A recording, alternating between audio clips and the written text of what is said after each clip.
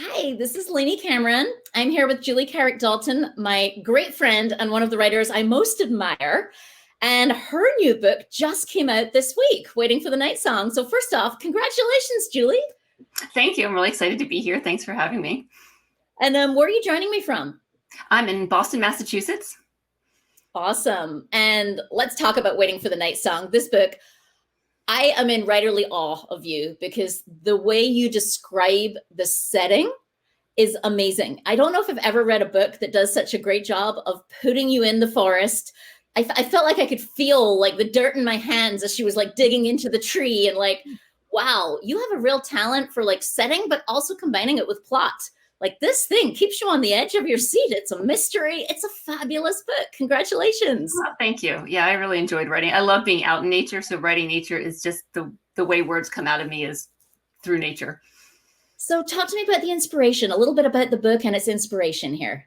So it was pretty much inspired by bad parenting. I think it would come down to when I have 4 kids, and when they were younger, we used to go out blueberry picking on a canoe all the time, and we'd go in the mornings and pick blueberries and come home and make pancakes and waffles with them. But we were picking berries off these wide open swaths of land that didn't, there weren't any houses around or anything. But we would take the berries, and then my kids started asking, like, "Are we stealing these blueberries? Who do they belong to?" And I didn't think anybody's going to care if my kids were taking a few blueberries from a bush. But I found myself making up all these rules to justify why we were taking these blueberries. Like, just don't take all of them from one bush, or as long as we don't get out of the canoe, we're not, trespassing. And then at some point I realized I was making up rules to justify stealing blueberries, which is not a parenting move. So then I was like, there's a lot of ways in life that we rely on rules to justify our actions, whether it's like, religion or police rules or, all sorts of different like clubs have codes of conduct, and that we sometimes justify bad behavior by saying I was just following the rules or I was just doing what I was supposed to do. So in my book, I took these 2 little girls who come up with these rules for why it's okay to steal blueberries, and I pushed them to the extreme, to the point of covering up a crime. So it was my bad parenting was the inspiration for the book. That's brilliant and unique. I've never heard bad parenting as an answer to that question before. And I love the mystery element. Let's take a quick peek at a review here, a fabulous review by Kate Moretti, who's also a great writer. And I thought she captured it so well. She captured the mystery element where she said a decades-old murder and cover-up, but set against the backdrop of drought and the threat of wildfire. And this is climate fiction. We should talk about this too. I mean, you do such a great job of describing the climate elements of this. And I just thought she encapsulated really well when she says you write with grace, passion, and obvious ecological expertise. And to me, this is a great review from a wonderful writer. And you were just telling me this was your first blurb, right? Yeah. So the story behind this is that I had Kate had been auctioned off a manuscript review for a charity auction back. This is like in 2016, I think, maybe even 2015. And so I jumped on it because she's, a great mystery writer. And so I won the auction, and I sent her, I think, the first 50 pages. And she wrote back to me, and she's like, "I don't think I can help you. I think you're ready to query the book, but I just took your money and I feel guilty. So let me read the whole thing and I'll blurb it for you." And I didn't even have an agent yet. So this was such a gift. And she wrote me this wonderful blurb, and I included it in all my queries. And I think it helped me find an agent. And she was just really kind, and it was a very generous thing to do. So I've always appreciated that. Oh, that's fabulous. And her books are also great mystery novels and also keep you on the edge of your seat, just like yours did for me. Oh, thank you. So what changed during the book? Like, you went through visions, like you say, at some point it was ready, and it was ready to see the world, and it's definitely past ready. I feel like this is one of the most polished debuts I've ever read. But what changed along the way as you revised? Were there pieces that disappeared that a reader might be surprised to know were once there, or that changed? Tell us more. Yeah. So the story is a dual timeline narrative. So it goes back and forth from the perspective of my main character, Katie, from when she was 11 and then when she's in her late 30s. So it doesn't alternate every chapter, but it goes back and forth, almost every other chapter. But originally I wrote it chronologically, starting when she was 11. And I wrote the whole story. I mean, I wrote her high school years and her college years and her 20s. And then at some point I realized the whole story happens when she's 11 and at the end, at the present day. And the rest of it just really didn't matter. I wrote all that for me. So it was kind of painful, but I cut out the whole middle of the book. And then I wove it together as a dual timeline story because I realized there was a mystery in her childhood and a mystery in her adulthood.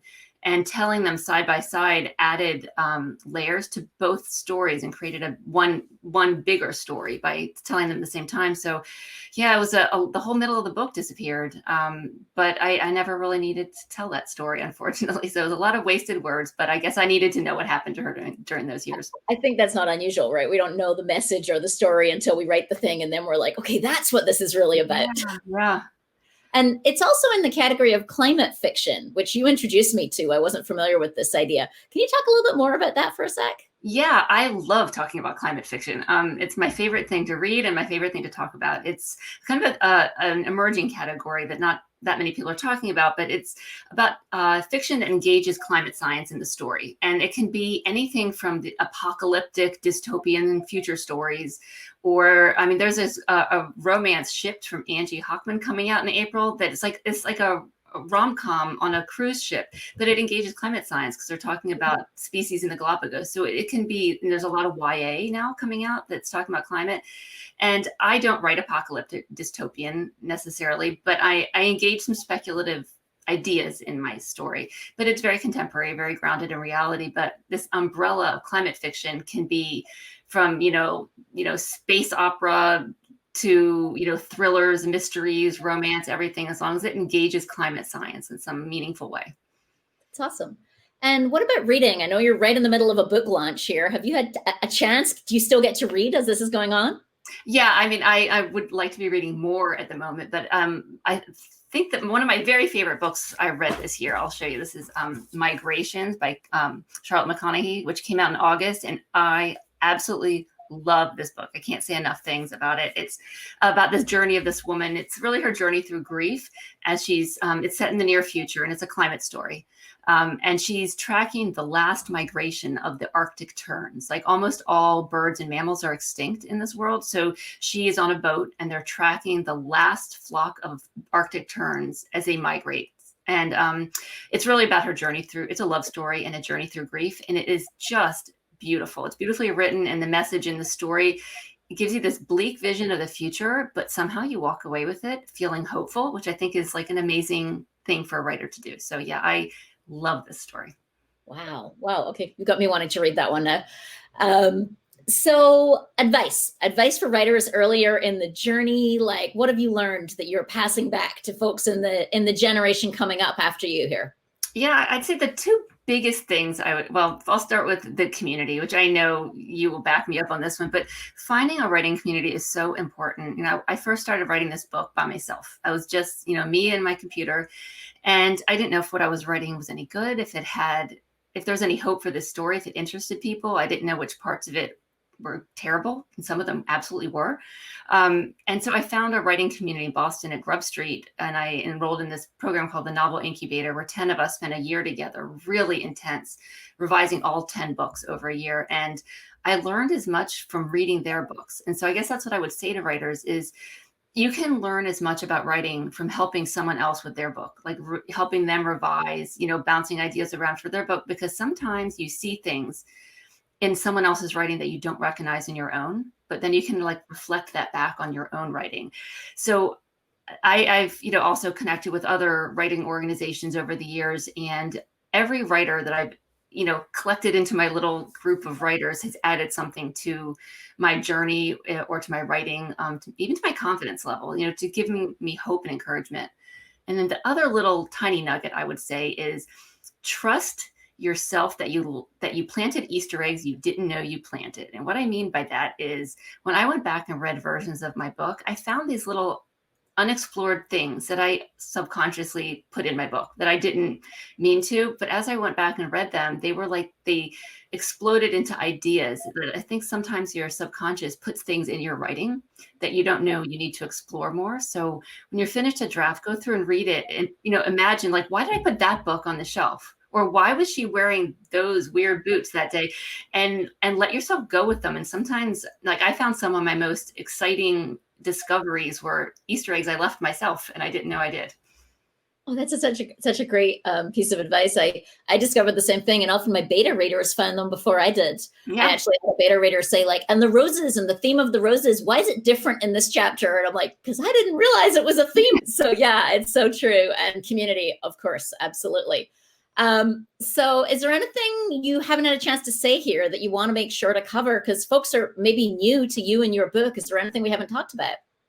Well, I guess like the one thing I would hope readers would take away from my book is this idea of interconnectivity. My book takes place in a small town in New England. It's a very insular little community where everybody knows everybody.